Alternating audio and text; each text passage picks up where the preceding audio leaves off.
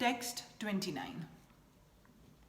Intelligent persons who are endeavoring for liberation from old age and death take refuge in me in devotional service. They are actually Brahman because they entirely know everything about transcendental activities.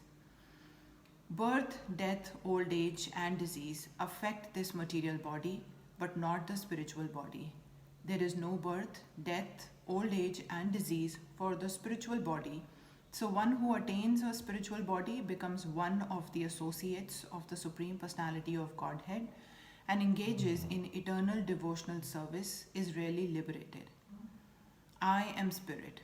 It is said that one should understand that he is Brahman, the spirit soul.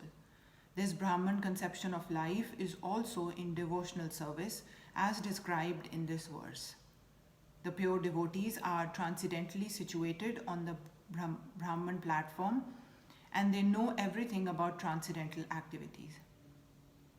Four kinds of impure devotees who engage themselves in the transcendental service of the Lord achieve their respective goals, and by the grace of Supreme Lord, when they are fully Krishna conscious, they actually enjoy spiritual association with the Supreme Lord.